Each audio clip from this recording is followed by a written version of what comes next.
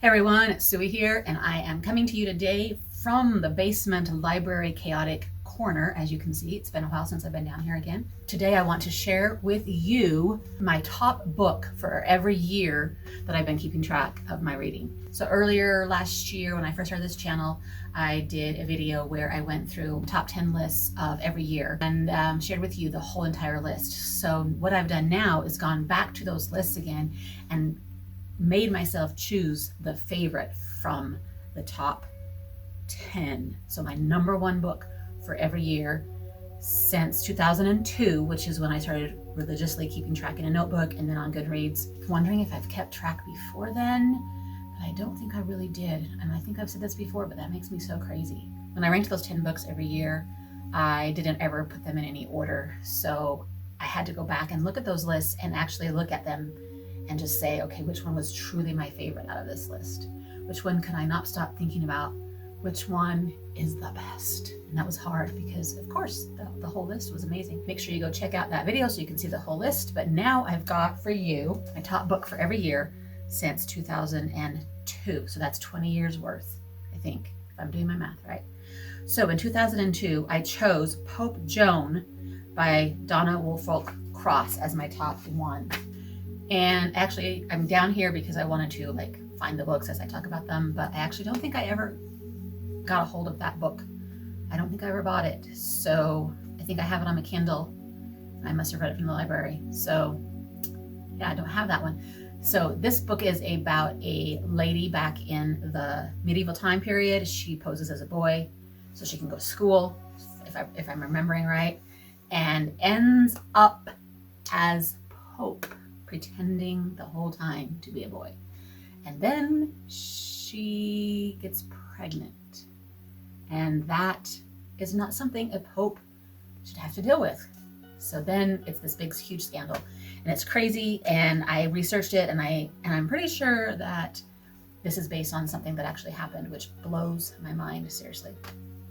So it's a good one, really good one. In 2003, we have The Six Wives of Henry VIII by Alison Weir. This one I absolutely went crazy for. It's nonfiction about every single wife. I don't know why I'm fascinated with Henry VIII and the crazy stuff he did. I read a lot of books about him and a lot of books about his wives, but this one is really, really, really one of the best ones. I ended up really studying it and researching it quite a bit and did a little presentation for my mom's book club way back in the day, because they do it a little differently where everybody takes a turn reviewing a book for her book club. And so that time I was the guest person and did this book.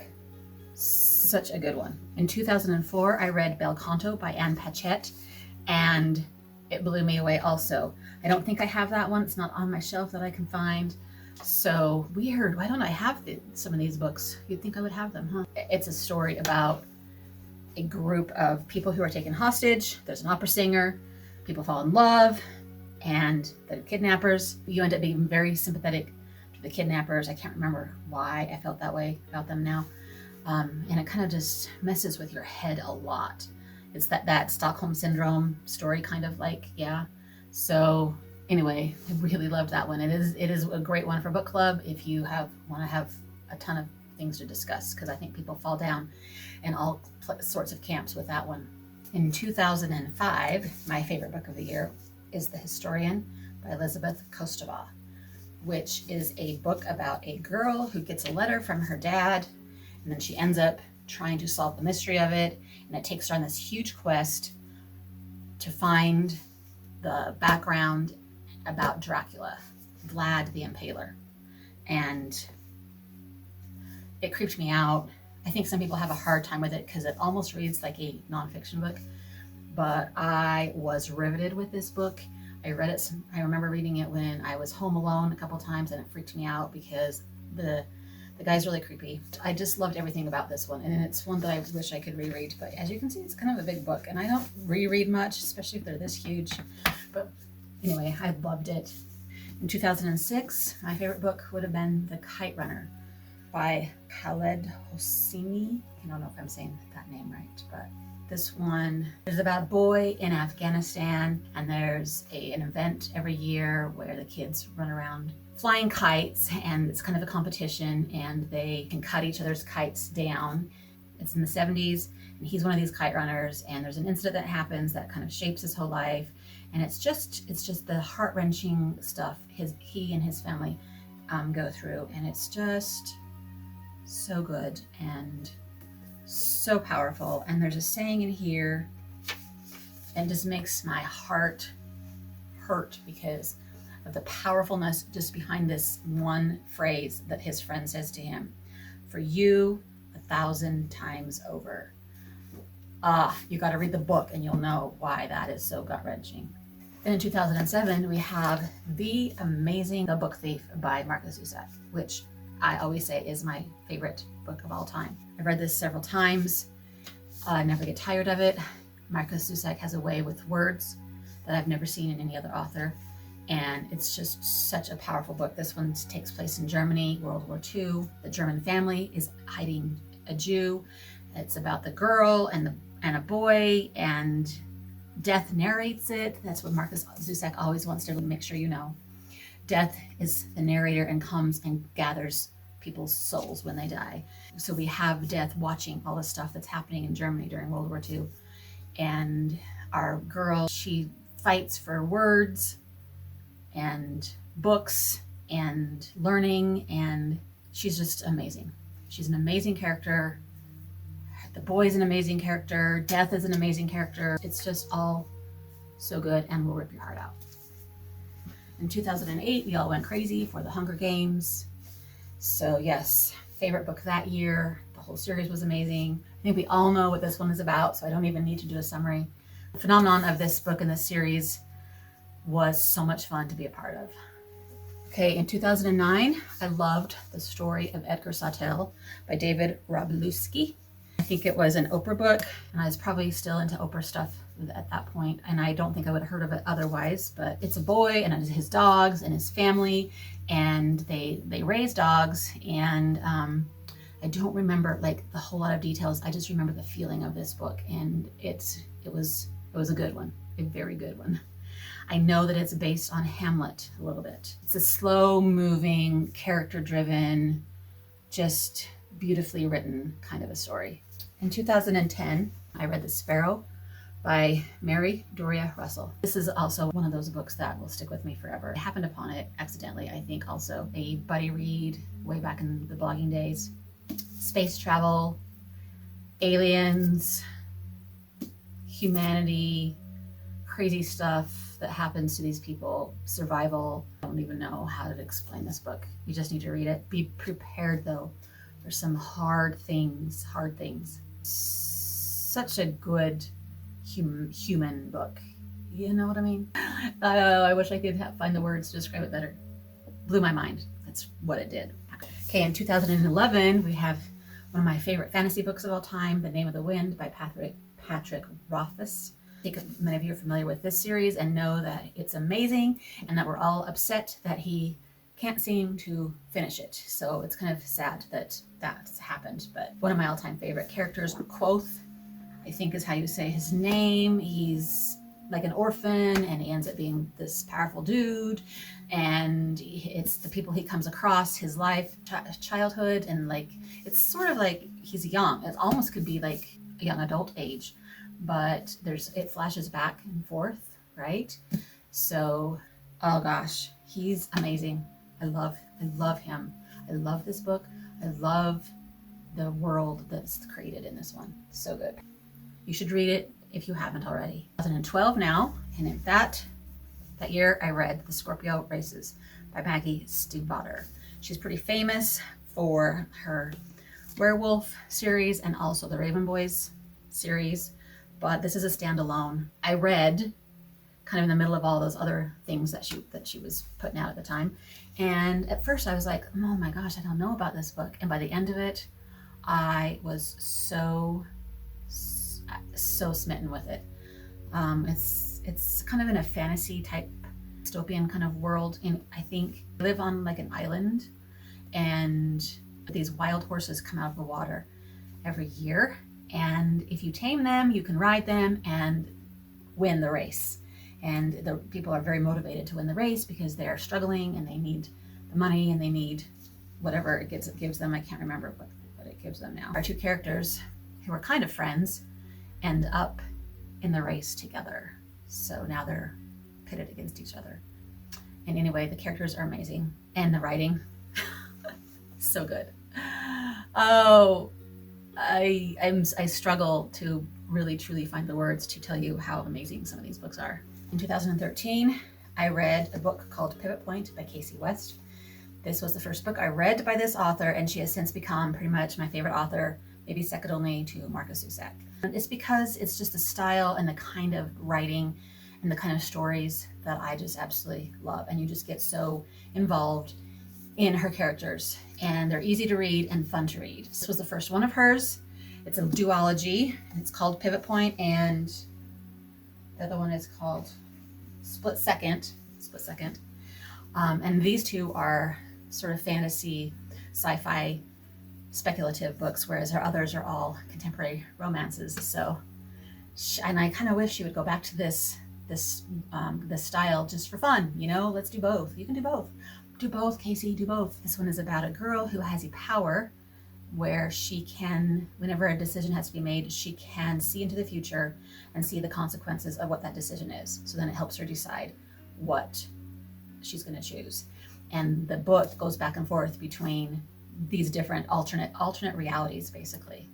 And has a decision to make at the beginning, and so we follow the path of that choice, and we follow the path of that choice. So it's really, really cool, really cool. Another author I really love is Julie Berry. I've read several of her books, and in 2014, we're at now, I read her book, All the Truth That's in Me. It's a book that takes place sort of in a medieval feeling, Puritan feeling sort of society. We don't really know where, we don't really know when, but the girl has been kidnapped and has been missing for years, and then she suddenly shows up and her tongue has been cut out, and so she can't speak, but she observes a lot of stuff, and it's written in the second person because she's talking to the boy in the book. The boy that she loves, she's narrating as if she's talking to him. So that is very unique style of writing, and it's so powerful. And so I remember I wrote, I think in my blog, I remember every chapter I would have to like put it down for a second and breathe, because I was holding my breath during most of it, because it's just so crazy stuff, good stuff. I mean, stuff's not good, but the book is good. It's kind of a hard one to read, actually. It's kind of got some hard content, but anyway, loved that one. Okay, a lot of these are ending up to be YAs for a while, because I must have been on a big kick during that time, right? Here's another one that I love a lot called These Broken Stars by Amy Kaufman and Megan Spooner. Amy Kaufman is the one that ended up writing with Jay Kristoff, the Illuminate series, which I have talked about a bunch. She obviously tends to be a co-writer with people, but that it works for me. These things are amazing. This is a science fiction, drama, romance, alien, all kinds of crazy stuff. The spaceship crashes, and the high society fancy woo-woo girl ends up with the lowbrow captain or sergeant dude. He's like, I can't remember what his actual title is, and he thinks that she's just stupid and frou-frou. They end up stranded on the planet that they don't know where they're at, and they discover things there that blow your mind, and they fall in love, and it's very romantic and so intense. Okay, continuing with our YA theme of the favorites of the years. Yes, this is The Winter's Kiss by Marie Rutkowski, and this is also sort of a fantasy dystopian kind of world where it's similar to the other one, where you've got your two total opposites that get together. The girl is like a princess and the boy is a slave. That's the setup of the whole story. She buys the slave, the dude, and they end up falling in love, and then their kingdoms are completely fighting against each other. and it gets very, very intense and crazy and heart-wrenching. And this is actually the last one of the series that I put on my list for the year of 2016. Am I on? 2016. So The Winter's Kiss is the last one. But if you haven't read these, it starts with The Winter's Curse. It was one of those series where I was so nervous about how it was going to end. I mean, I was going to be devastated, I felt like. You know that it ended up on my favorites of the year, and I chose it out of the whole list to be my top 1 of that year. So that gives you some clue that maybe it's okay. In 2017, I read Eliza and Her Monsters, yes, by Francesca Zappia. And I just loved this one. This one doesn't, it's a contemporary time period where the girl is writing a webcomic. She gets millions of views on, millions of followers. And the boy ends up being the guy who leads her fan club online. And they get together, and the boy does not know that the girl is the girl who writes the webcomic. And she is torn about, should she tell him? In her real life, she's sort of a recluse and very not talkative. And, online, she's this big famous person. And she's really scared to tell him. And in the meantime, lots of stuff's happening in their lives. And it's just one of those great YA contemporary coming of age kind of stories that I absolutely love. 2018, I have Six of Crows by Leigh Bardugo. It took me a while to get to that one, so I'm sure I read that one quite a bit after the fact that it was actually, I should say that. Most of these are my favorites of the year I read them, not necessarily the year they were published, obviously. So that one I was a little bit late to, I think. I read her other series and loved it. No, which one did I read first? I can't remember which one I read first now, because they kind of connect, their worlds connect, right? Different people kind of. Anyway, Six of Crows was so good, so intense, so edge of your seat, so page-turning, amazing characters. And I thought I have it, but I can't find it. And I'm thinking maybe Tori borrowed that one to read. I don't know where it's at. So anyway, Six of Crows, Leigh Bardugo. So good. And it has a duology, I think. In 2019, I read Pinko by Min Jin Lee. Historical family saga, I should say. Korea, Japan, the World War II, the Japanese occupation of Korea, pachinko parlors.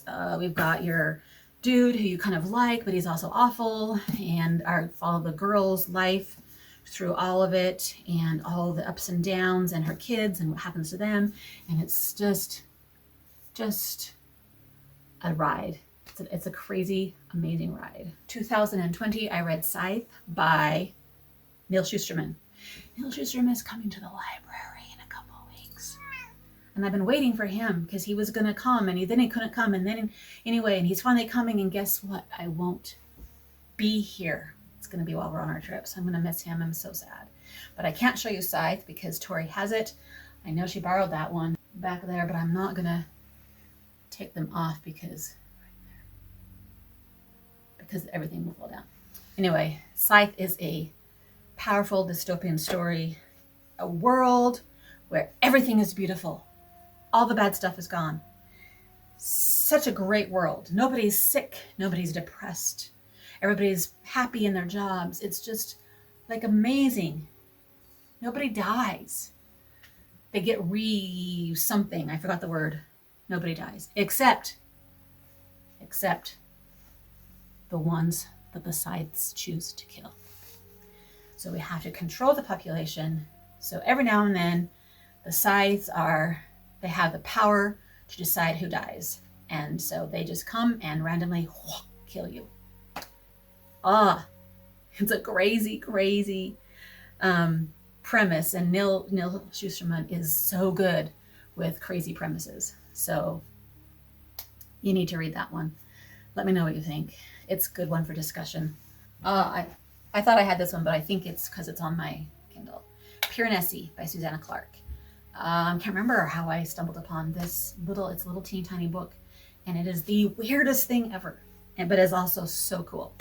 It's about this dude who is living in a castle on the edge of the sea, and he thinks he's the only one in the world, and he's living this weird life. But every now and then he gets messages from the outside world, but he doesn't realize it's the outside world. And then all of a sudden he starts realizing that maybe there's something going on.